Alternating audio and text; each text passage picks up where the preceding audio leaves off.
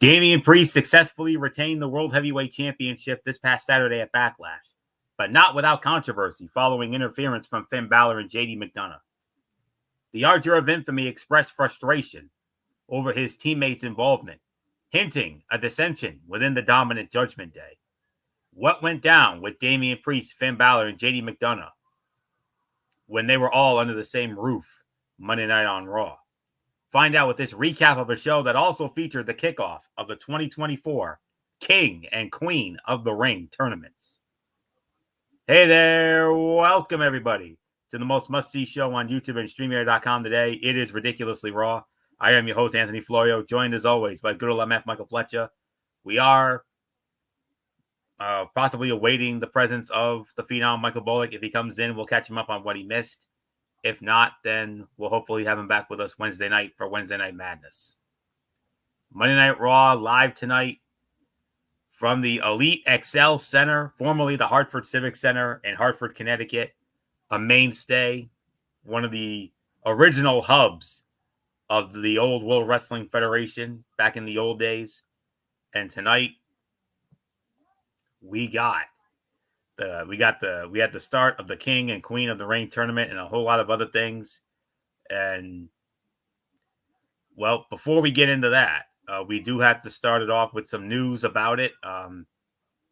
Drew McIntyre medically disqualified from the King of the Ring tournament. We will address who his replacement was in just a moment. We started it off with an in-ring segment with the Judgment Day.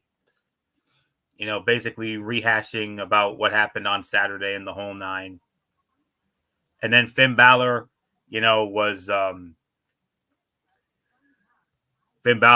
very very cocky and arrogant, saying, "Ooh, Drew McIntyre is no longer in, so I got myself a first round bye." No, you don't. General Manager Adam Pearce, he said, Finn, the King of the Ring is one of the highest honors in WWE history, and if you're going to win it, you got to damn sure earn it. And you're going to have a first round match against this man, and it ended up being main event Jey Uso, yeet. Cue Pat McAfee in the yeet dance. Yeet. Yes, sir. And the winner of the match in 13 minutes and 35 seconds to advance to the quarterfinals of the King of the Ring tournament, it was indeed main event Jey Uso. Yes, indeed. So, all right. Drew McIntyre versus Finn Balor was originally scheduled for tonight's show, but Raw General Manager Adam Pearce revealed ahead of tonight's show that the Scottish Warrior was medically disqualified from competition due to injury. So then it was announced that Jey Uso was going to be doing that. Finn was overzealous. I mean, as far as the segment goes, rather than the implosion of the group, it was a night of amends as Priest apologized for expressing his frustration with JD McDonough and Finn Balor this past Saturday at Backlash. Overzealous Finn Balor believed he would continue Judgment Day's momentous 2 days by advancing in the King of the Ring tournament via a bye due to the injury suffered by Drew McIntyre. But he found out the hard way that would not be the case, as Adam Pearce revealed he would still compete. His opponent, the same Jey Uso he cost the World Heavyweight Championship against. So this was about 3.5, teetering on 3 3/4 of a star. And Balor worked over Uso throughout the middle portion of the bout, keeping him grounded and preventing the explosive comeback. When Jey did fight back, it appeared as though a late match appearance by McIntyre, enraged over the turn of events that led to his DQ from competition, would cost him the bout. But instead, Jey stayed focused. He hit Balor with a spear and advanced. We get the latest in the Judgment Day story. An appearance from the most over guy on Raw, a quality match, and the renewal of the rivalry between Jey Uso and Drew McIntyre. Eventful opening half hour with nearly every minute meaning something to an ongoing story. Priest's apology to his Judgment Day teammates felt forced, like a formality rather than the assertion of a champion genuinely sorry for holding them accountable. Balor acting like he got a bye in the King of the Ring due to McIntyre's injury when it was announced before the show that he would be battling Jey Uso was certainly a choice. The pop for Jey Uso was monstrous, as has been the case for the last 8 months. Pat McAfee on commentary said he just got yeeted in the mouth, a line few could have ever imagined hearing on the flagship as late as a year ago. Jey Uso benefiting because of McIntyre's misfortune when main event was one of the men who cost him the undisputed WWE Universal Championship at Clash of the Castle 2022 is poetic irony. So 3.5 stars for Jey Uso, and he will meet the winner of the match that we're going to get into later on. He's going to face either Ricochet or Ilya Dragunov in round 2 in Greenville, South Carolina next week. Horseman country, don't you know? So not much more to say on that. 3.5, teetering on 3 3/4. MF, what a way to start. Main event Jey Uso on to the second round, but he's going to have to put that yeet dance on hold because either Ricochet or Ilya Dragunov awaits him in round 2. Yeah, no, that's gonna be a very interesting situation. No, this is a very good way to start Monday Night Raw. I think they really did a really good job. I really love the way that they told some stories coming out of this. Yeah, you could say there was a little bit of some foreshadowing there, especially for Balor. Balor thought, oh, now that that McIntyre is out, I'm gonna get a free bye in the next round of the tournament. And we were like, do you want to tell him? Do you want to tell him, boy? Should I tell him? Should Dini tell him? Bro, they kind of tipped a hint on who's your next guy, and we know who it is. So yeah, that was a little bit of a weird moment there. Kind of felt a little embarrassing, but it is what it is on that. For Damian Priest, I think he was just trying to smooth things over about what happened at Backlash, and I think that was kind of more or less what it was. Where, quite frankly, I would have preferred him doing a little more of the whatever you want to say, but at the end, it is what it is. The match itself was 3.5 stars. Really good matchup, really good battle. I really enjoyed it. Really nothing more to say. And Anthony, let's just move right on along. Well, then Drew McIntyre, after this was over, moments after, Drew McIntyre sped off, furious at Adam Pearce for taking him out of the King of the Ring tournament due to injury. CM Punk arrived at the XL Center and made his way to the ring. He cut another scathing promo on the Scottish Warrior, emotions off the charts, before wrapping up to the delight of the crowd. There was not much in the way of storyline development here, but it was CM Punk, a live mic, and an audience that ate it up. Almost always a recipe for success. Punk, with the Gordie Howe reference, drew a big pop from longtime Hartford Whalers fans. The man's love for hockey is undeniable. And even hold the show hostage until Drew McIntyre returned to the building and fought him. Punk asked a great question. Drew McIntyre, do you hate me or do you hate yourself? And then he said to Pat McAfee, he's a choke artist. Not like I'm a choke artist, right, Pat? And Punk said, appearing to reference a certain guillotine choke to a certain star in another wrestling company. So yeah, honestly, not much to say there, but it was, another great CM Punk segment. No question about that. We go from the King of the Ring to the Queen of the Ring now, as we move on to the first match of the Queen of the Ring tournament, as it featured the now former WWE Women's Champion Io Sky, and if I'm not mistaken, I think this is isn't this her first televised match since losing the title to Bayley at WrestleMania? I believe so, yes.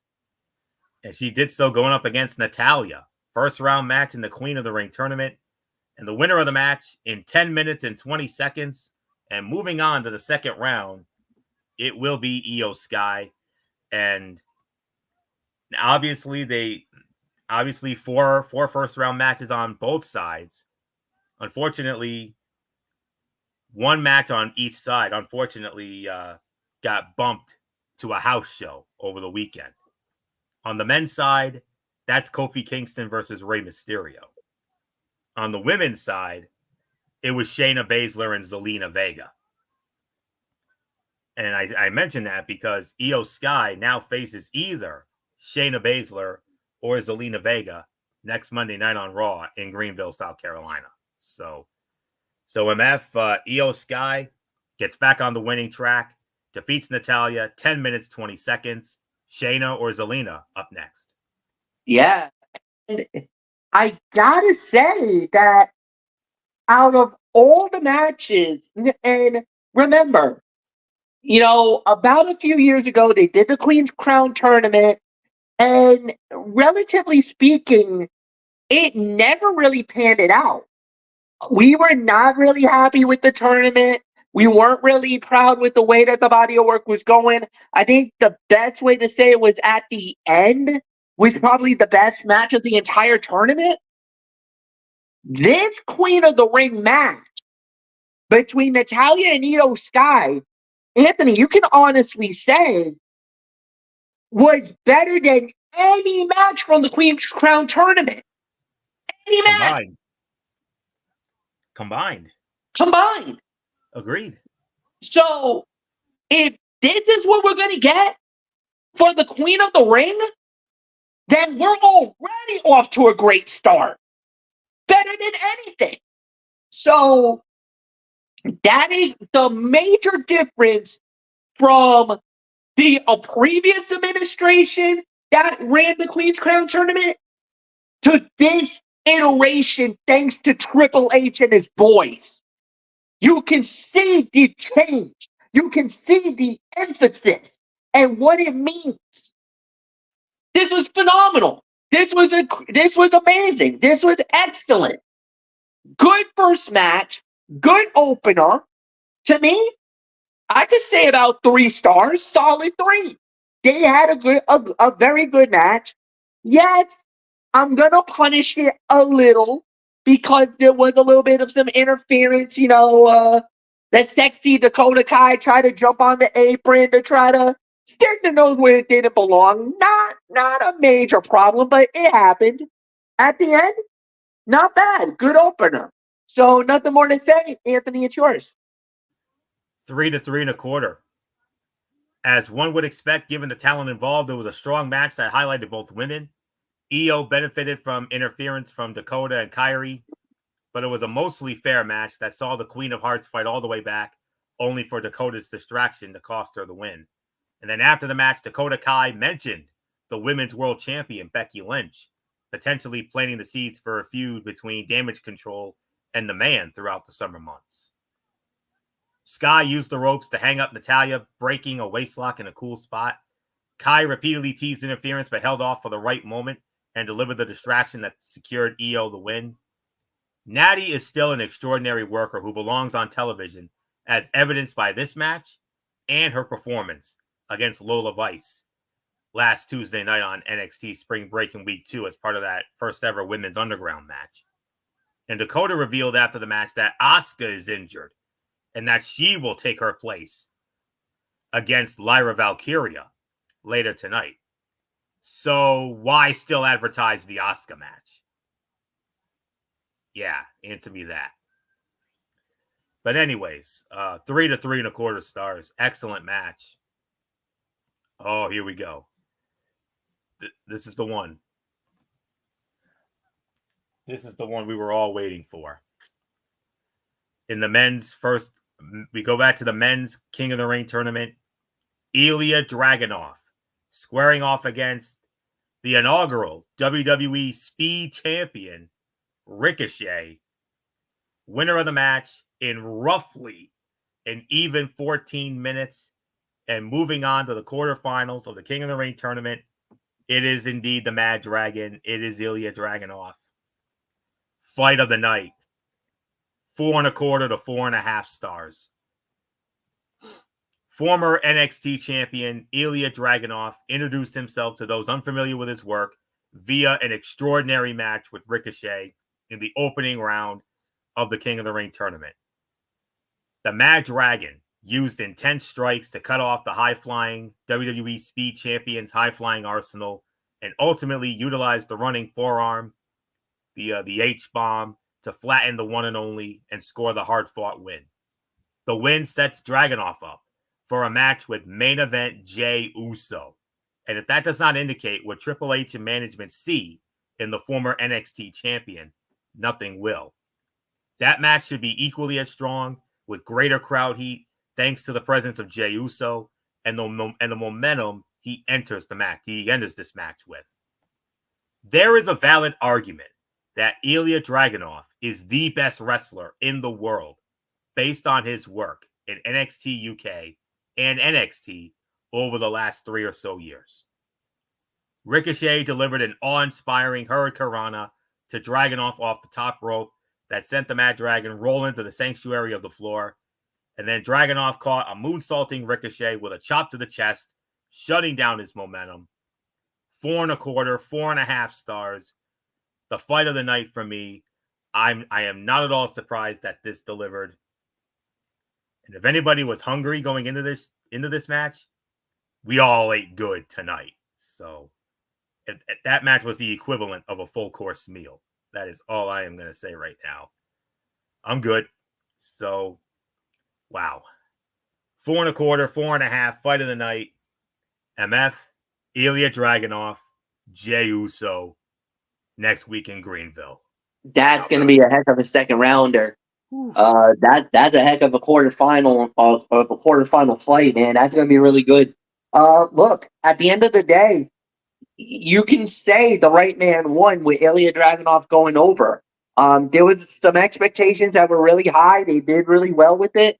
The match itself was phenomenal. I mean, it was the story that they were talking, everything else, and for Ilya Dragunov to get you could technically say this was his first official match on the main roster as a member of Monday Night Raw. Yes, I know he had that one-off performance night after WrestleMania where he appeared, which caught everybody by surprise. But this time around, they gave him a really good platform to work with a really good, talented guy in Ricochet. Ricochet is half man, half amazing. He makes the average guy look incredible. But when you got a guy like Ilya Dragunov and you let these two go at it and giving us that kind of a match with a 14-minute time limit, that is amazing in itself. So without a doubt, this was definitely fight of the night, worthy honors, no doubt about it. So Anthony, it's yours. All right, MF, we go back to the Queen of the Ring tournament. Ivy Nile versus Zoe Stark. Zoe Stark wins the match, 5 minutes and 20 seconds. MF, unfortunately, back to reality in the Queen of the Ring tournament. Worst fight of the night, unfortunately. The thing is that they never really got into second gear. They never really did. It was the first gear. We were hoping for the second. I feel like they were pressed for time here, which is unfortunate because you would think, with the way that the tournament's going, that you would give them as much time as they need, ample time to try to fill all the stuff. Maybe somebody ran a little longer than they should have. I don't know. But obviously, there's still a few matches that they're trying to get through. So I kind of feel like they kind of made a mess of this. So I can't be too mad at WWE. I get it. But I think if you're going to try to solidify Queen of the Ring to King of the Ring and the tournament itself, then it needs to get a fair shake. And I believe it wasn't. So nothing more to say. Anthony Floyo, this was about a 1.5 to 2, and it's yours. Yeah. Both competitors are incredibly gifted athletes, but the in-ring chemistry was not there, and the inexperience showed at times. The results were spots that took too long to set up and an execution that was not always smooth. Zoe Stark won with her Z360 finisher and what was probably the right call. But one cannot help but think this would have been a stronger match if both women were more consistently featured on television with more in-ring reps. Stark tried a top rope waist lock, teasing a high-risk spot, but the setup took too long and we never got the spot. The effort was there, but the chemistry was not. 2 to 2.25. And that's really all we can say there. So then there was a backstage moment with R-Truth and The Miz and Adam Pearce, and they were joined by the head coach of the back-to-back national champion Yukon Huskies, Dan Hurley. Had a little they had one of those campy comedy moments with R-Truth. So that's all I can say on that. Let's just say R-Truth ruffled a few feathers here tonight. About the end, like that.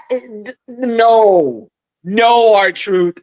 That could get your butt kicked around some of the parts around here. That was a little bit like, I know you're trying to go funny, ha ha. A couple of my boys were not laughing about that one. They were, especially the Big East people, were not happy with you. So, yeah. Of which I am. So yeah. So I am a card carrying member of the Big East Conference, and I've even got Big East Conference gear myself. So, but yeah.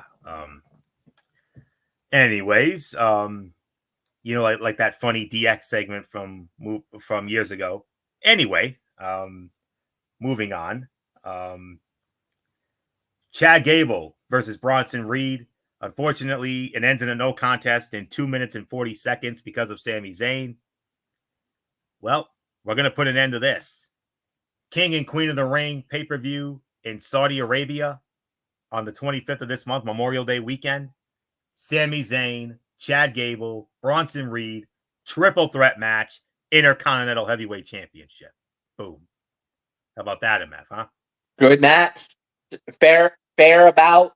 And for the Saudis, they get Sami to come back again. Second time around.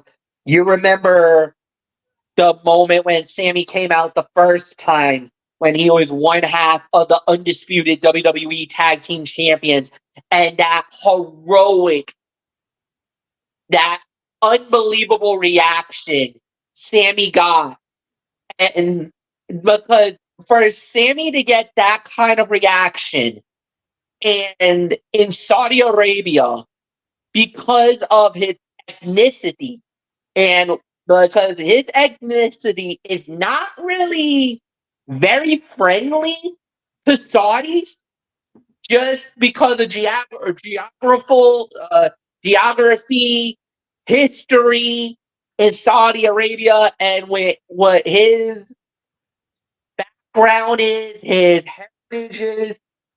Like I said, he would not be one that would be welcomed in that country. But because the Sami was welcomed with open arms by that country, by that crowd that night, when he came out, it was, you can see it in Sami's eyes. You can see it in Sami's face and Sami's expression. Like, he was about to break down in tears. I cannot wait to see that moment at King of the Ring when he gets to walk that aisle, do that again for these fans, and this time as Intercontinental Champion. Well, we shall wait and see. Of course, fueled by vengeance after his shot at the Intercontinental Championship was ruined by Chad Gable, Andre the Giant Memorial Battle Royal winner Big Bronson Reed battled the leader of Alpha Academy in singles action. As the action intensified, Sami Zayn hit the ring and attacked Chad Gable, unleashing weeks of anger and rage on the man who beat him down in front of his family in Montreal a few weeks ago. The brawl between Sami and Gable ended with Bronson attacking both men and leaving them laying. As I said, three-way match, triple threat match between Zane, Gable, and Reed at King and Queen of the Ring. A match that should be a ton of fun and the next logical advancement in the rivalry between the former two. And Gable delivered an exploder off the top to Reed that was equal parts terrifying and impressive. So we'll just leave it at that. Women's World Champion Becky Lynch joined Michael Cole in the squared circle for a special sit-down interview. Lynch put over the young stars that will forge the future of women's wrestling before being interrupted by Liv Morgan. A tense back and forth between the two saw Morgan reveal her purpose, taking everything away from Rhea Ripley and winning the Women's World Championship. To do that, she has to beat the man in 3 weeks at the King and Queen of the Ring pay-per-view. Damage Control hit the ring and attacked Becky while Liv bailed. Lyra Valkyria made the save, setting up the night's next match. A mostly one-dimensional segment, but it at least accomplished one thing: laying the groundwork for the women who will oppose Becky Lynch in the near future. The Women's World Championship, the top prize on Raw, at stake. It also established the respect between Becky Lynch and Lyra Valkyria, potentially setting them up to be associates and friends on the show. Becky Lynch put over Alba Fire as the longest reigning women's champion in modern WWE history, then put over Lyra Valkyria as the most gifted women's wrestler she has ever been in the ring with. Liv Morgan mocked Becky's promo to this point and admitted she was tired of being overlooked and underestimated. She ran down her list of accomplishments, including taking out Rhea Ripley. Morgan said she realized what she was missing: purpose. She found it, and now she is focused on winning the Women's World Championship. And she'll get her opportunity. King and Queen of the Ring pay-per-view. Becky Lynch, Liv Morgan, Women's World Championship on the line. And it was a 2-for-1 deal as it led into our next Queen of the Ring tournament matchup. Lyra Valkyria squaring off against Dakota Kai. And the winner of the match, 8 minutes and 50 seconds, Lyra Valkyria. No surprise here. 3-star effort. I mean, Lyra Valkyria wasted no time establishing herself on the main roster. First, by coming to the aid of the Women's World Champion Becky Lynch, and then by defeating Damage Control's Dakota Kai. Lyra Valkyria and Dakota Kai continue the trend of quality in-ring action tonight, delivering a competitive bout that saw the latter turn in one of her best main roster performances to date. The former NXT Women's Champion answered with the same resiliency and toughness that defined her reign with that brand. Valkyria delivered the Nightwing to secure the win and set up a second-round match with Zoe Stark. Perhaps it is a bit presumptive, but it would not at all be surprising to see Lyra make the finals of the Raw bracket. This was as competitive as this was as competitive as Dakota Kai has been presented in a while. Part of that is due to injury. Another is the manner in which she had been booked. Chance of let's go Lyra were a promising sign for Valkyria. Hopefully the creative team can build on what we saw here tonight, because as I have been saying, and I'm going to keep saying this till I'm blue in the damn face, because she is very much a star of this company's future, and no one knows that better than I do. So a great first outing for Lyra Valkyria here tonight. Solid 3 stars for this effort. So MF, Lyra Valkyria, just like Ilya Dragunov earlier, Lyra Valkyria with a great first impression on her first night on the main roster of Monday Night Raw. She goes to the second round, defeats Dakota, 8 minutes, 50 seconds. And now Zoe Stark is next. And with all due respect to Zoe, I think Lyra's going to the finals of the Raw side. Well, we'll have to wait and see. It's not there yet, because remember, you still also got Io Sky, the winner between Zelina and Shayna, which I believe it's going to be Zelina Vega there. Because I kind of feel like right now, we're going to have to wait and see how it plays out. All we know is that at this point in the game, it's going to be very interesting how this plays out.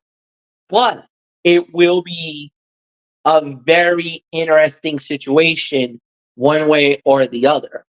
At the end, it's going to be one thing that's going to lead us to, either a win or a title or whatever you want to call it. But at the end, it will be, it's gonna be very interesting to say. We're definitely high on La Valkyria. We all are. Anthony, I will openly admit, you are the biggest one of them all. You are definitely the biggest fan for her, and you definitely saw what we saw. So we'll see how this plays out. One thing's for sure, it's going to be interesting to watch. And, she had a good start. 3 stars. Nothing more to say. Anthony, it's yours. We set the table for next week when it comes to Monday Night Raw, which will be live from, as I said earlier, Horseman Country. Yeah. The Bon Secours Wellness Arena, formerly the Bilo Center in Greenville, South Carolina. That's the arena where the Horsemen had that epic reunion back in '98, which I'll never forget for as long as we live. I know all of us will never forget it for as long as we live. Anybody who's a fan of professional wrestling will never forget it. One of the greatest moments in the history of Monday Nitro and in wrestling in general. But story for another day. Next week in Greenville, South Carolina.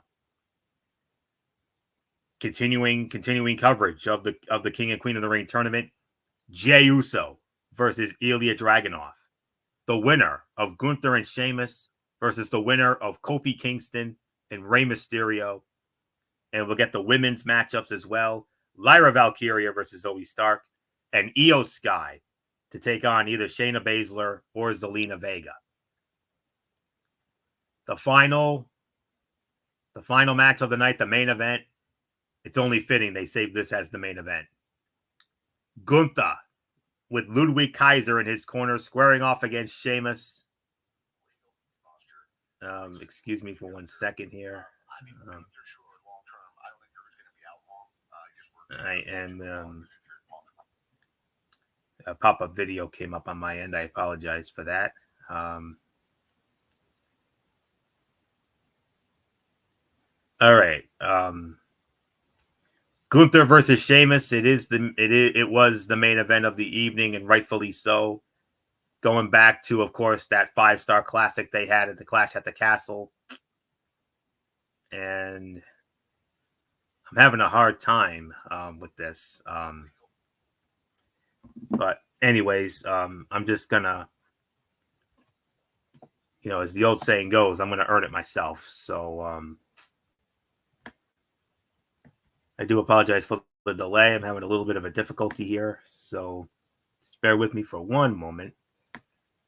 Hopefully this is it here. Hopefully we've got it here. Hopefully this is it. Nope.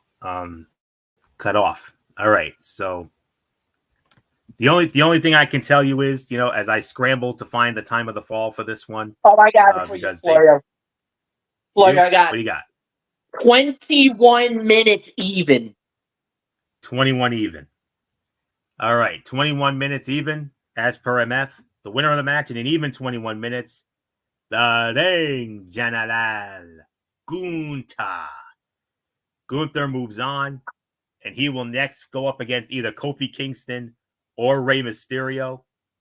With all due respect to Kofi, MF, I kind of want to see Gunther and Rey. That would be a fun match. So, that would be a fun match, but look at what we might get for a semifinal. We now might have Gunther and Ilya Dragunov in the semis. It would be the Raw tournament final. It would be the Raw tournament final, but my God, if that's the match. It's going to be. What we're about to witness if this happens. This could be fight of the year. Ospreay and Danielson, watch out. Yeah. All right, so 21 minutes even. MF, Gunther defeating Sheamus in a series of banger after banger after banger. They added another one. This is my fight of the night. Yes. This was damn near close to 5. 4 3/4 is my rating for the match. Amazing battle. And the thing was, the one thing I was a little worried about was Ludwig Kaiser. Was he going to get involved? Was he going to try to interfere? He relatively stayed out of this. Gunther and Sheamus went at it. They had the fight. They had the war. This was exactly what it needed it to be. The two Euros slapping me in Hartford. God, if this would have been in France. God, if they would have given this fight in France, this would have been a 5 stars and beyond because of how good the match was. But this was at least 4 3/4 of a star. I'm not giving it the full 5. Give it 5 more minutes, it would have gotten the 5. But damn it to hell, fight of the night. And to me, up to this point, the best match of the King of the Ring tournament. So, Florio, it's yours. Yeah, I'm going to retract from earlier. This is the fight of the night for me. Dragunov and Ricochet second best, though. I'm still going with the 4 1/4 to 4 1/2 for Dragunov and Ricochet, but this was 4 1/2 to 4 3/4. Oh my goodness. One of the greatest, hardest hitting rivalries in pro wrestling reignited tonight in the main event of Raw, a King of the Ring tournament match pitting Gunther against Sheamus. Both men pummeled each other from the opening bell, painting each other's chests red with welts. The result of the unforgiving strikes, interference from Ludwig Kaiser that targeted the knee of the Celtic Warrior, however, put Sheamus on the defensive for the majority of the bout and gave the Reign General a giant target to focus his attention on. He did just that, punishing the joint. Every time Sheamus fought his way back into the bout, Gunther refocused on the knee before ultimately forcing a submission to the half Boston Crab. This was another classic, barbaric, physical encounter between two men who seemingly love beating the hell out of each other. This one had the added story of Ludwig Kaiser's involvement in setting up the finish, which protected Sheamus because it begged the question, what would have happened had he been able to finish the match without the ailment? Gunther winning made sense, as he has been the favorite to win the whole tournament from the moment he announced his eligibility. Nothing about this changes that perception. The chests of both combatants were beat red, entering the commercial break just minutes into the high-intensity battle. The camera caught a clear-as-day handprint on Sheamus's back shoulder, complete with finger definition, highlighting the physicality of this bout. Sheamus uncorked 17 beats of the Baldwin on the chest of his opponent, and Ludwig Kaiser targeted the knee of Sheamus, blasting it before being ejected by referee Rod Zapata. So 4 1/2, teetering on 4 3/4. I can only give it 4 1/2. Kaiser, a little bit of a detriment, but other than that, fantastic match. And as wrestling fans, we couldn't have asked for anything more. So very, very well done. As far as tonight goes, overall review, the King and Queen of the Ring kicked off tonight, bringing a renewed focus on the in-ring game and highlighting some of the most gifted performers in the company. From the night's opener between Jey Uso and Finn Balor, all the way through to the main event between Sheamus and Gunther, this episode was defined by the quality in-ring work up and down the card. That is not to say the show did not feature its fair share of ongoing stories. We saw the latest from the Judgment Day that is not nearly as cohesive as it may let on, the further intensification of the rivalry between CM Punk and Drew McIntyre, and the latest chapter in the budding feud between Becky Lynch and Liv Morgan.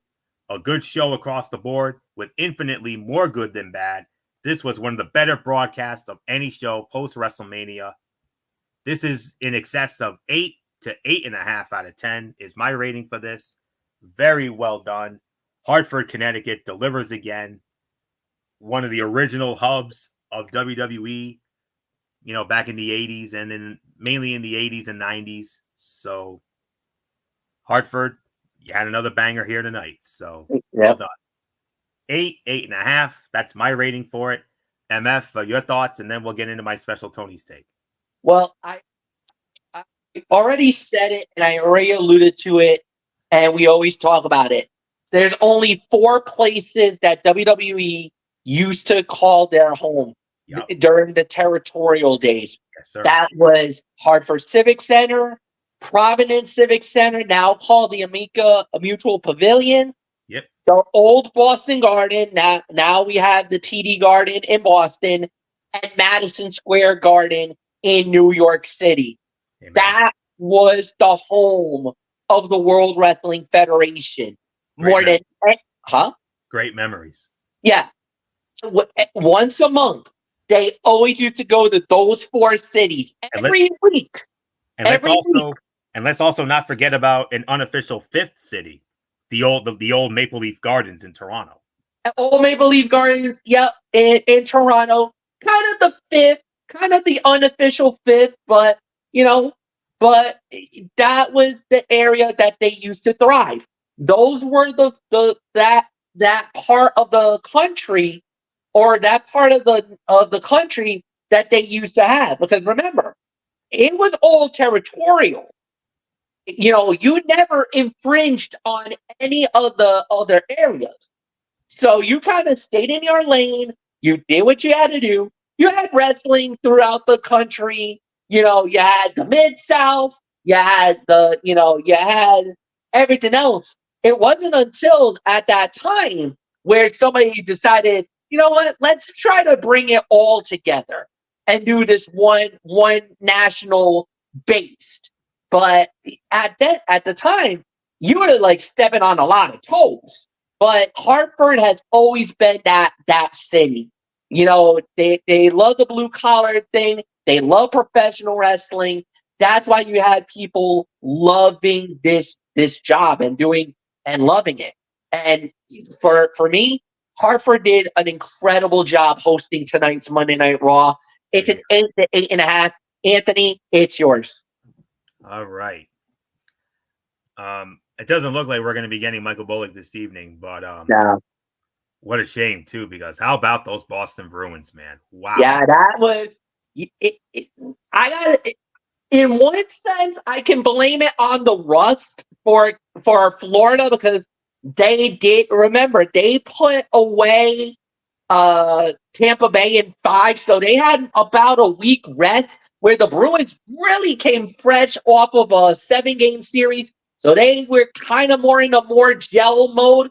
But oh yeah, you want to talk about emphatic statements coming out of game 1? That was a statement and a half. That definitely opened my eyes and everything else.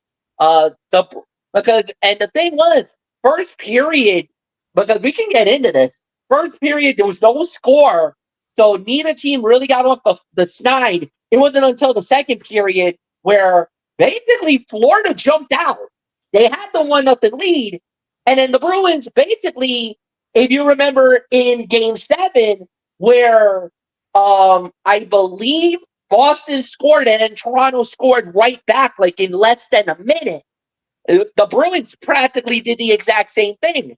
Florida scored, but then about a minute and a half later, the Bruins got the goal right back. But what we did not realize was that was the start of an avalanche for the Boston Bruins, because after that, they just dropped a hammer on them. 2 goals out of nowhere. And the next thing you know, the game got out of hand with 3-1, ended up in a 5-1 beatdown. Huge win for the Boston Bruins, and they take the 1-0 series lead. They take the home ice advantage in the process. And game 2, Wednesday night in Florida. And in a way, you got to consider this somewhat of a must-win for the defending Eastern Conference champs. Agree. Because you don't want to go down 0-2 going back to TD Garden in Boston, because that crowd's going to be wild. Oh. Just like how tomorrow night, it's a must-win for Carolina going up against the New York Rangers. Rangers got the home ice advantage. The thing is, if you notice, Anthony, every time in the playoff series, New York can win on the road. Carolina, for some odd reason, they can't win in Madison Square Garden when it comes to the playoffs. So, yeah, we got to wait and see what happens with that game tomorrow night. And we will incorporate that into Wednesday's show, which we will explain at the end. But yes. But yes, very exciting stuff. The Bruins beat continues for another round, as does the Ranger Roundup, and as does the Celtics chat, because we got the Celtics also, and they start tomorrow night against the Cleveland Cavaliers. So we'll wait and see how that turns out. But we'll incorporate all of that into Wednesday's show. The Bruins and Celtics stuff, provided Michael Bullock is on, but we'll see. Anyways, special Tony's take here, as this past Friday night, we had a TNA Plus special event. It was entitled, two of MF's favorite words, of course, dating back to 2017, Under Siege. Those two words MF will always hold near and dear to his heart for as long as he lives. But TNA Under Siege from the Washington Avenue Armory in Albany, New York, this past Friday night. 3 pre-show matches. Rhino going up against VSK. Rhino won the match in 3 minutes and 35 seconds. The new FBI, Ray Jazz and Zach Clayton, with the original leader of the FBI, Little Guido Maritato. Yes, he's still at this thing. Guido was in their corner. They went up against the Batiri, Albarian, and Kodama, and the FBI won the match in 4 minutes and 14 seconds. And then we had a digital media championship match. The champion, Laredo Kid, defending the title against KC Navarro. Laredo Kid successfully defends the title in 6 minutes and 35 seconds. Those were the pre-show fights. Now to the main card. We started off with a tag team match. Steve Macklin and Frankie Kazarian squaring off against Eric Young and the walking weapon, Josh Alexander. Josh Alexander and Eric Young win the match 12 minutes and 27 seconds. Havoc with Rosemary in her corner going up against MF's favorite girl, Ash by Elegance. Oh, yes. I know what MF would give to be George Iceman at that particular moment. The personal concierge, if you will. I would wear the tux and everything else too. Trust me, I would. All of your boy James Bond. So Yes. yeah, bring out the 007 for that. Ash by Elegance went up against Havoc. Ash by Elegance winning the match 5 minutes and 20 seconds. From what I read on social media, not a lot of people were into this match. Many people called it the worst fight of the night too. So yes, it was. Yes, it was.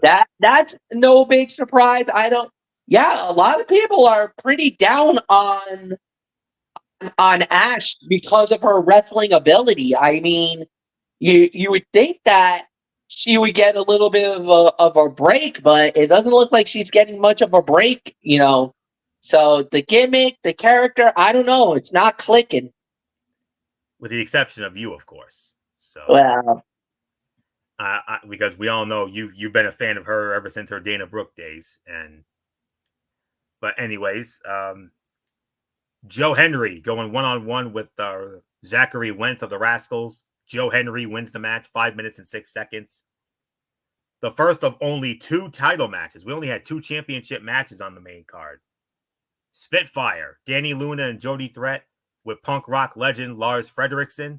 Lars Frederiksen, for those of you who don't know, the lead singer of Rancid, who did the Ruby Soho song, of course, yeah. He was in their corner just like he was at the last event, which was Rebellion. Danny Luna and Jody Threat defended the Knockouts tag team titles against Masha Slamovich and Alicia Edwards. Winners of the match in 6 minutes and 28 seconds. And new Knockouts tag team champions, Masha Slamovich and Alicia Edwards.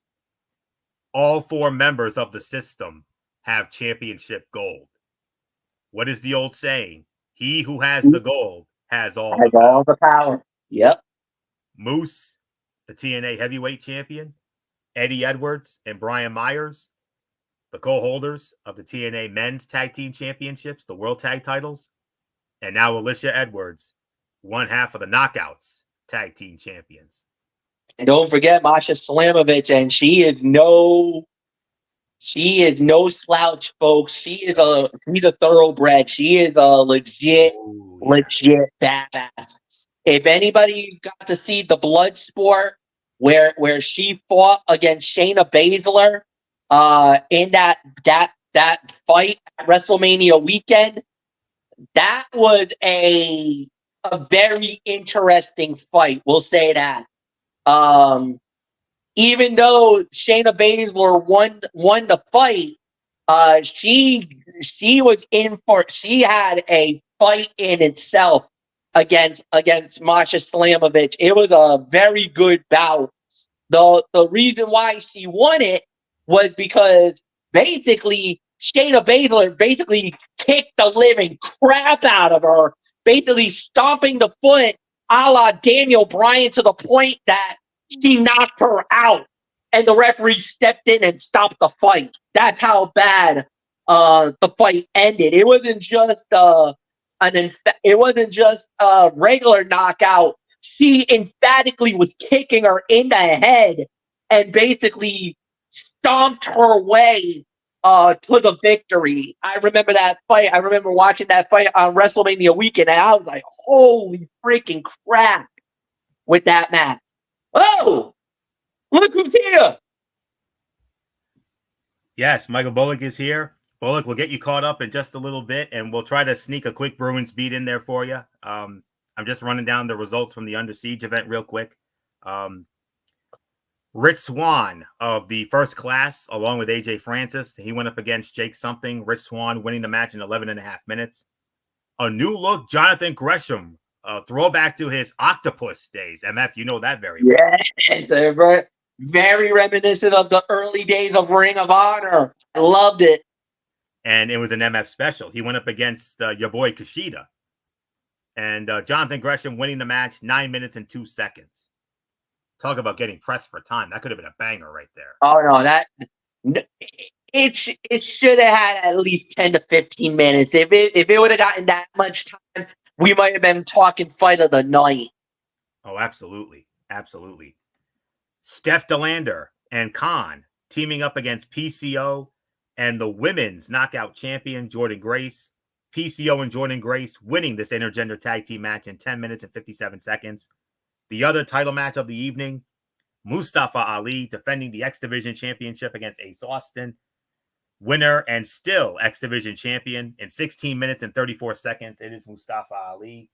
And then the main event, a 6-man tag team match. All 3 members of the system, the World Heavyweight Champion Moose and the tag team champions Brian Myers and Eddie Edwards went up against Broken Matt Hardy. Yes. And the Speedball Mountain, Trent Seven and Speedball Mike Bailey. Broken Matt Hardy subbing for the injured Nick Nemeth. But it didn't matter. System wins the match, 23 minutes, 47 seconds. There's your Under Siege pay-per-view. So with that being said, Michael Bullock, come on in. And MF, let's get a quick Bruins beat in for Michael Bullock here. And what a night. That's all I can say. Yeah, all right. So I wasn't even expecting the Bullock to arrive, so you kind of caught me off guard here, but I will get the notes in now. There's really not much to talk about, folks. The Boston Bruins versus the Florida Panthers to start the second round of the Stanley Cup playoffs, and it was the Boston Bruins winning the game by the final score of 5-1. Emphatic domination. Some may say that was a no big surprise. There's some out there that's gonna say, yeah, Boston kind of came out of nowhere and dominated this. So here we go.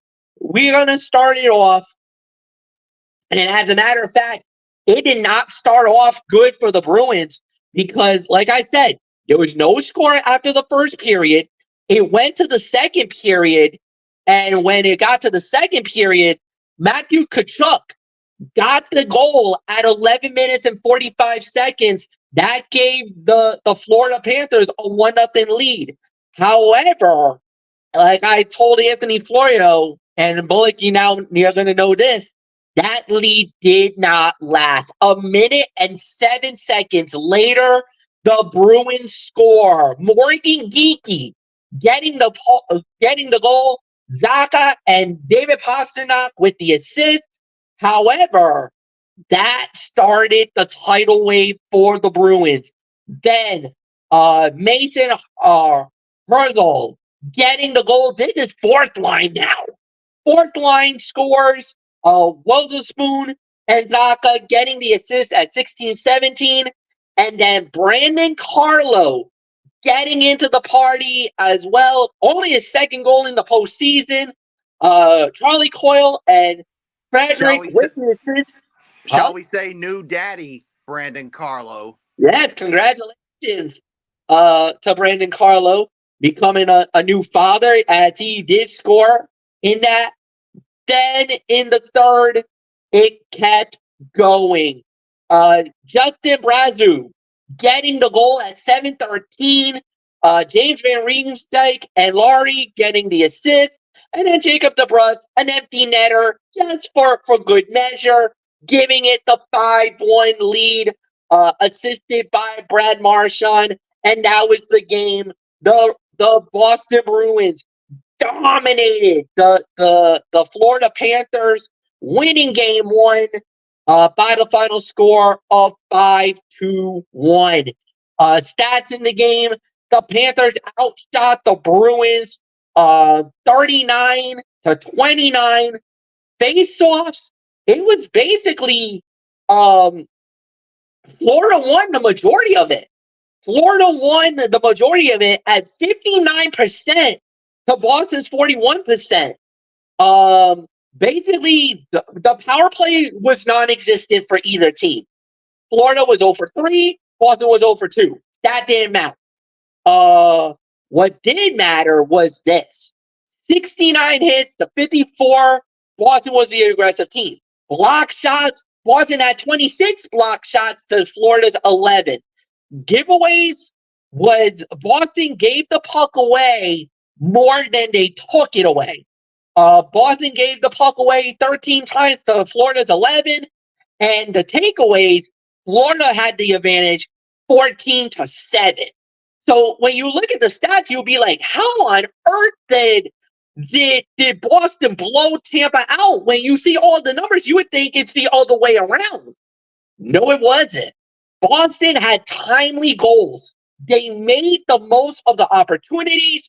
This was really, and I hate to say this, but this was because Jeremy Swayman had 38 saves, basically stood on his head, and the goaltending for the Florida Panthers basically failed them. I'm sorry. I don't care what anybody says. This is one of those games that if you're the goalie, which was Sergei Bobrovsky, you got to be better than what you were tonight.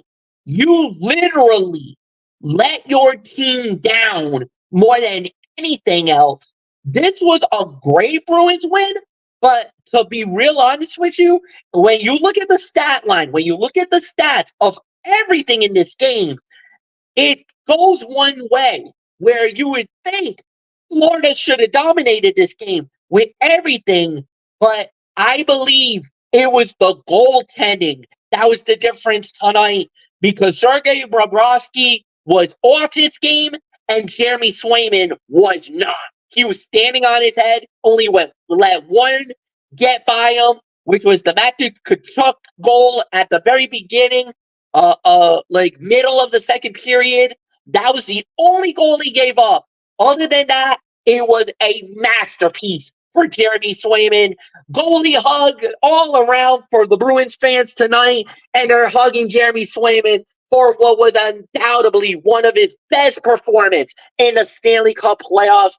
Michael Bullock, just before I turn it over to you, I want to get the 3 stars, if I may.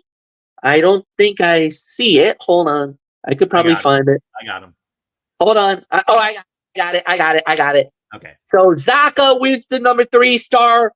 Laurie is the number 2 star. Jeremy Swayman was the top star of the night. Bullock, It's yours, my friend. Pure domination by your Boston Bruins. There was no hangover whatsoever. They were clicking on all cylinders tonight. And that was the big question going into this game one. I mean, the Bruins, they only had 48 hours to recover from their unbelievable Game 7 victory over the Toronto Maple Leafs in overtime on Saturday, while the Florida Panthers, they had about a week to rest up. And many people, you would think, Fletch, that advantage Panthers because they had a week off while the Bruins only had 48 hours to recover. But the Bruins said, you know what? Screw the numbers. We're going to come out to play. And that's exactly what they did. Yes, it didn't look good after that goal by Tkachuk in the second period, but afterwards, it was all Boston. And like you said, goals from Carlo, Jake DeBrusk. But yeah, Jeremy Swayman was the star of this game. I mean, with the number of saves he made, yes, I'm sure he's pretty upset about the goal that he did give up, but he literally played lights out after that. He gave up that goal.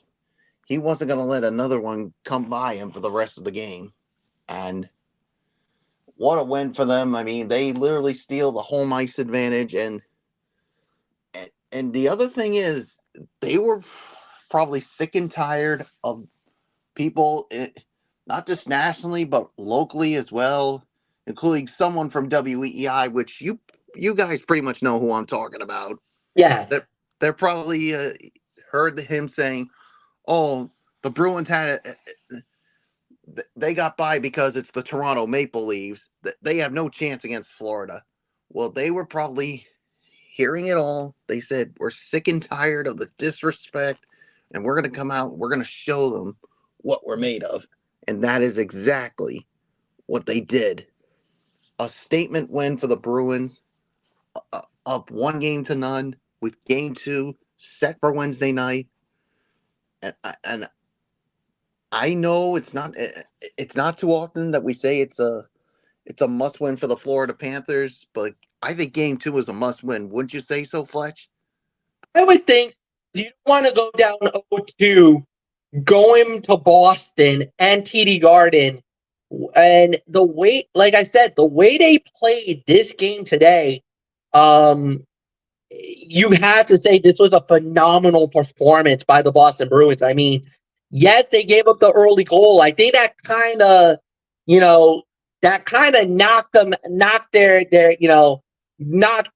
gave them a little bit of a wake-up call by, okay, we cannot do that again. And you saw how it played out towards the end. They absolutely had, to me, I believe, the best performance. So basically, if you look at the numbers, you would think that they should have had the, like I said, Florida basically won on all the major categories. Florida won on all the major categories. They had the better shots. They won the face-off 44-31 over the Bruins.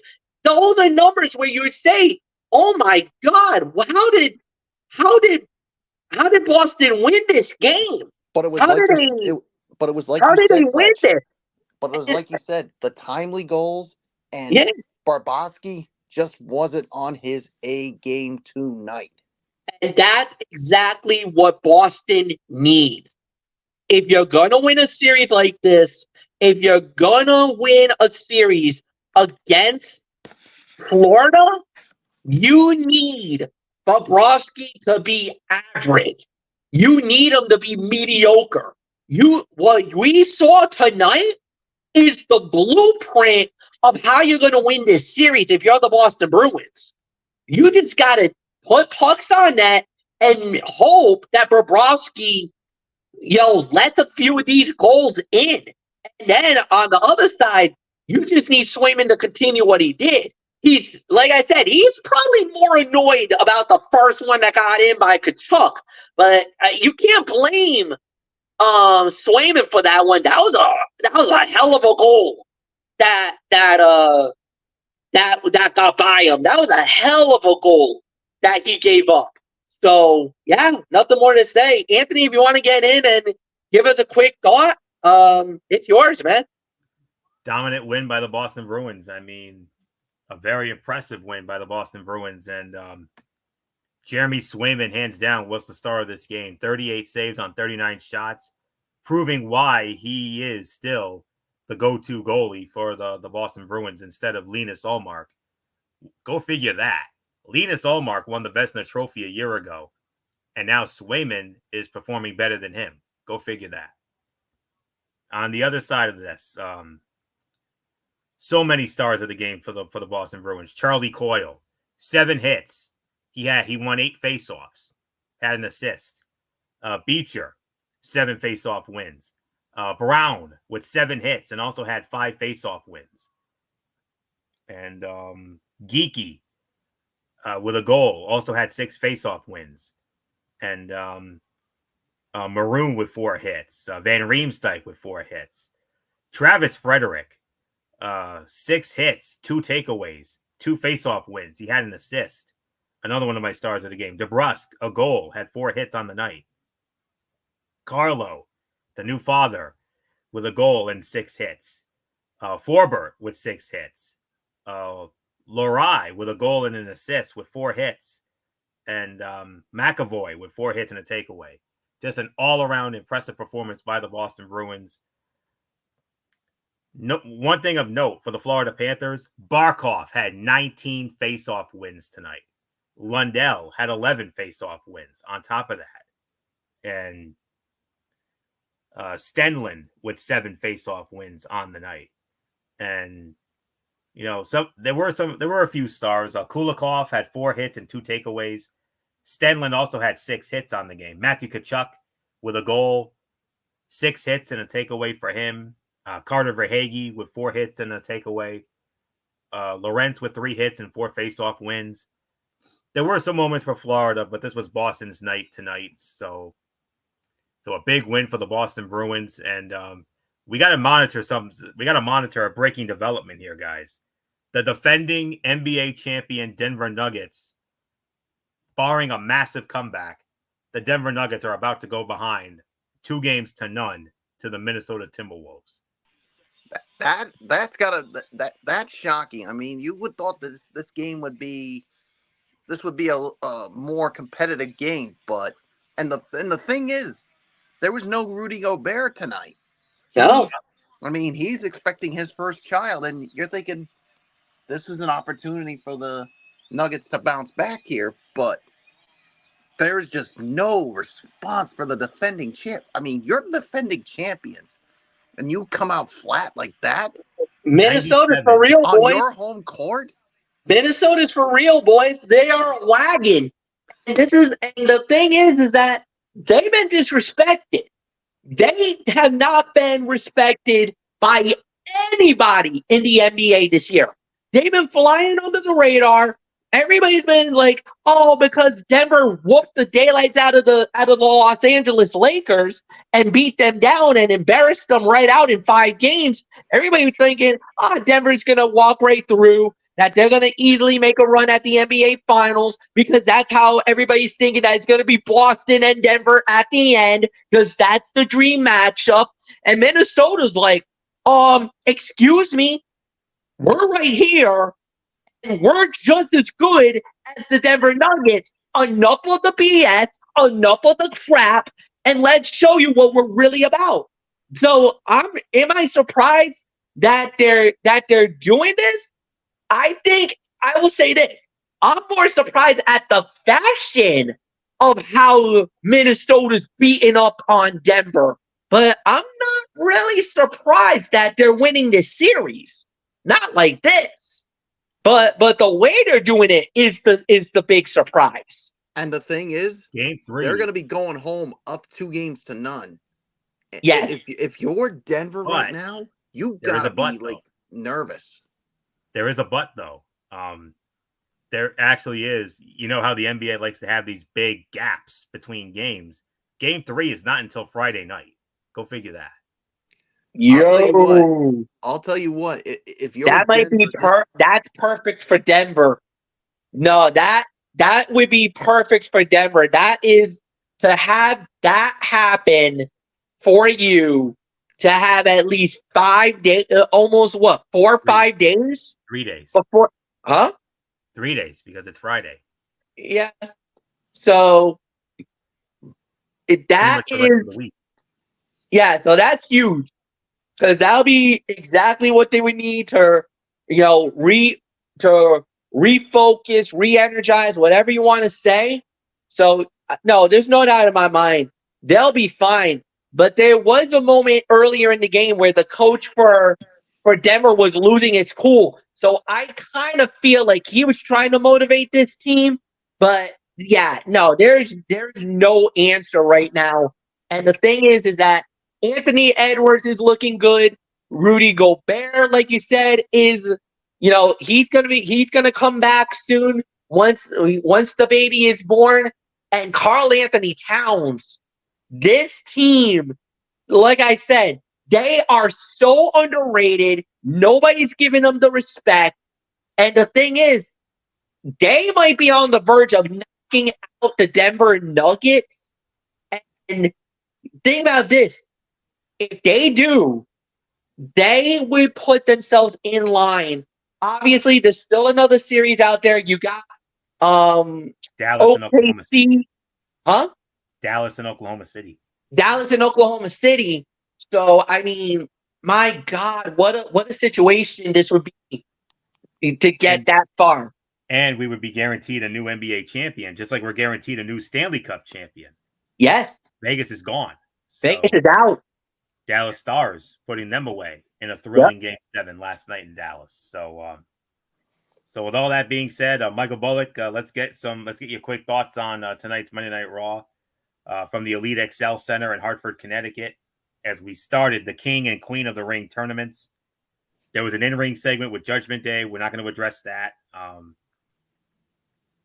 Finn Balor was originally supposed to meet Drew McIntyre. Drew McIntyre medically disqualified, of course. So his replacement, main event Jey Uso, and main event Jey Uso defeating Finn Balor 13 minutes and 35 seconds. So Bullock, Jey Uso moving on to the second round of the King of the Ring tournament with a win over Finn Balor in 13:35. Yeah, this was about a 3 1/4 star match. I mean, this was a good way to start off the King of the Ring. I mean, man, oh man, this was good. And yeah, Jey Uso, yeah, he moves on after, of course, not originally being in the tournament. So, and of course, when he arrives, you know what that means, Florio? It's Yeet Dance time. Especially for one Mr. Pat McAfee. Yeet. Yep, he was doing it. What about that scene in France, though? Oh, man. What a scene that was. Man. But anyways, we move on to the first Queen of the Ring tournament match. Io Sky versus Natalya. Io Sky wins the match 10 minutes and 20 seconds. I'll give this about 3 1/4. I mean,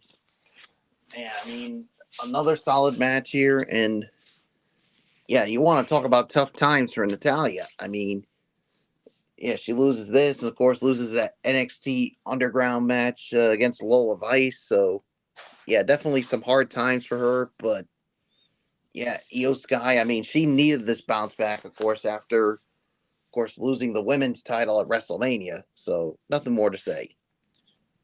Ilya Dragunov versus Ricochet. Ilya Dragunov winning the match in roughly an even 14 minutes. Man, what a match this was. 3 1/2, 3 3/4. I mean, when we heard this match was going to happen in the King of the Ring tournament, you knew you were in for something really good when you got Ricochet and Ilya Dragunov here. But yeah, first win for Dragunov on the Monday Night Raw roster, and I'm telling you, Florio, this you're gonna see a lot of good things from Ilya Dragunov now that he's on your show. And I already noticed it tonight. What a match it was. Next, Queen of the Ring tournament match, Zoe Stark versus Ivy Nile. Zoe Stark wins in 5 minutes and 20 seconds. Yeah, I'll give this about maybe 1.5 on this one. Yeah, I mean, it wasn't anything amazing, but good for what it was worth. So there's really nothing more for me to add on to it.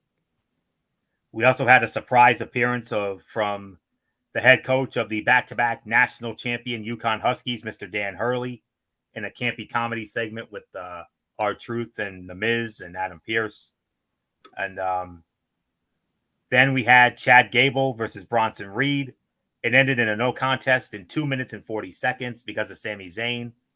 At the King and Queen of the Ring pay-per-view in Saudi Arabia, Sami Zayn versus Chad Gable versus Bronson Reed triple threat match for the Intercontinental Heavyweight Championship.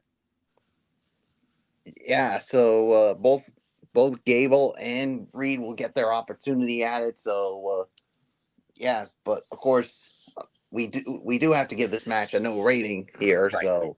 So yep. Nothing more to say. And then we had an in-ring segment with it was Becky Lynch, an in-ring interview with Michael Cole, interrupted by Liv Morgan. And we have ourselves another match set for King and Queen of the Ring pay-per-view in Saudi Arabia. Becky Lynch versus Liv Morgan for the Women's World Championship. So Liv Morgan's finally going to get what she wants after all the whining and bitching she was doing, saying, "Oh, I deserve a shot at the Women's World title because I put out Rhea Ripley." So she's going to get her opportunity, and then all of a sudden here comes Damage Control. And you're thinking, okay, maybe they're going to be on the same page. But did you expect Liv Morgan to help Becky Lynch? No. She was like, you know what, Damage Control? You can do whatever you want to her, and I'll have what's left of her at King and Queen of the Ring. And, yeah, Liv Morgan thought that she was going to get a wounded Becky Lynch until somebody that Becky knows very well, the new addition to Monday Night Raw, Lyra Valkyria, shows up and saves her from damage control. So, of course, remember, it was Becky who passed the torch to Lyra Valkyria when she won the NXT title. And Halloween Havoc. And now all of a sudden these two are once again together, but this time with Lyra on the main roster. And Indeed. As you notice, as she came in, Lyra took issue with what Liv Morgan did. Indeed, she did. And speaking of Lyra Valkyria, she was in the first round of the Queen of the Ring tournament. It was originally supposed to be her and Asuka, but Asuka medically disqualified, so Dakota Kai takes her place. And Lyra Valkyria wins the match 8 minutes and 50 seconds. And Lyra Valkyria next week we'll take on Zoe Stark in the second round. Oh, what was the time again? 8:50.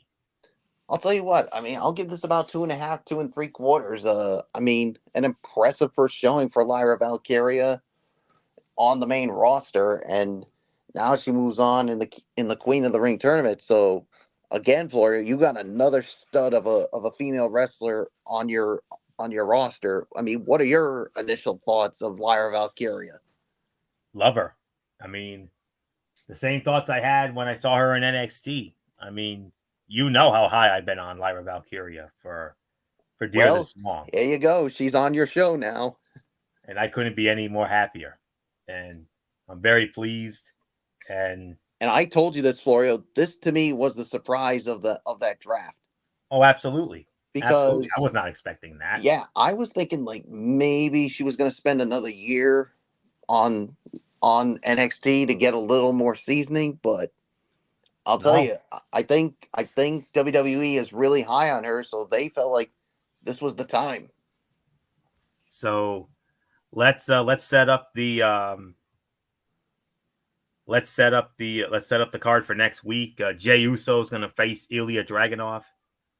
the winner of our main event between Gunther and Sheamus will meet either Kofi Kingston or Rey Mysterio. That Kofi and Rey match is actually going to take place at one of the house shows this weekend, believe it or not. So, But that Jey Uso and Ilya Dragunov, that's going to be a banger of a match. and you got this one coming up. And you got Lyra Valkyria versus Zoe Stark. And Io Sky will meet the winner of Shayna Baszler and Zelina Vega. And that Shayna-Zelina match will also be on the house shows this weekend. So, not much more to say there. Main event, Gunther versus Sheamus. Gunther wins the match in an even 21 minutes. You would expect anything less when it comes to these two? Nope. I mean, yeah.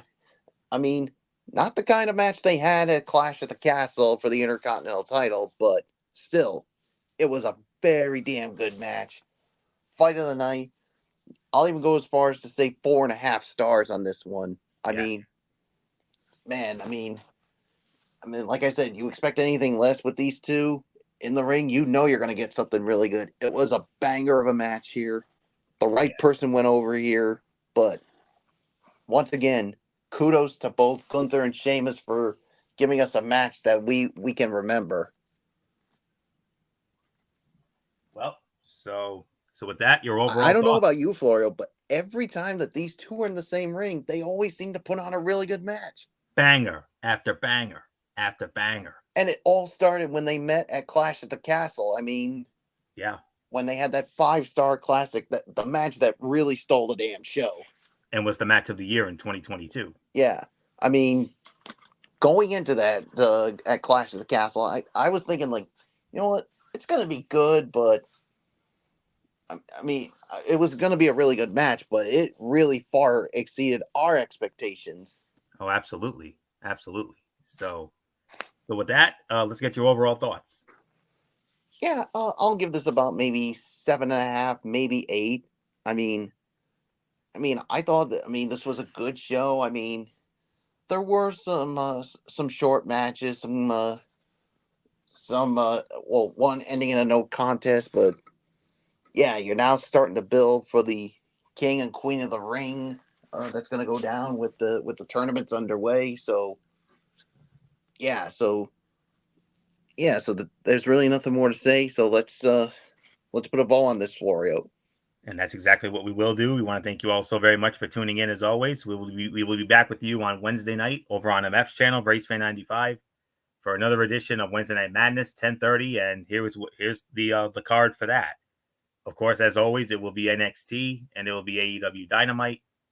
And we will most certainly be getting into Game 2 of the Ranger Roundup. And Bullock, depending on your availability, we'll also get into the Celtic chat and the Bruins beat, of course, as the Celtics open up their second round series against the Cleveland Cavaliers. We got Game 2 of the Bruins against Florida. And we'll also review Game 2 of the Rangers and the Carolina Hurricanes. So that'll be on Wednesday. Thursday, I don't know exactly what the plan is right now, because of the fact that there is rumors going around that the 2024 NFL schedule release may be this Thursday. If it is, we will have it. If not, then I don't know. We'll keep an eye on that. Friday, of course, it will be TXN Sports World, as we will preview the second round of both the NBA and Stanley Cup playoffs and get into all the series there. And then Saturday and maybe night, have another Celtics chat recapping Game 2. Yes. Celtic chat, Ranger Roundup, Bruin Beat. Time permitting, we'll get into those on Friday. And then on Saturday, it will be the Cerebral Smack Talk, Friday Night SmackDown, and AEW Collision. And then next Monday night, we do it all again, Ridiculously Raw, as we continue the road to King and Queen of the Ring in Saudi Arabia. So that's it. So until Wednesday night for Wednesday Night Madness, it's Anthony Florio here for the Phenom, Michael Bullock, and in spirit, good old MF, Michael Fletcher. And of course, always and forever, our First Lady, the Twisted Angel, Dee Dee Woodson. You know the routine, everybody. Thumbs up. Talk to you later. Yeah, throw it up Fortune 4 style. Bye for now, my friends. God bless. Be good to each other. Have a blessed couple of days. And until Wednesday night, for Wednesday Night Madness, you've been watching Ridiculously Raw right here on the Tone 25 on YouTube and StreamYard.com. And remember, my friends, no matter what anyone tells you beyond anything else, wrestling is indeed actually real. For everybody who has been a part of this one, for now, Anthony Florio, so long, and bye, everybody, bye.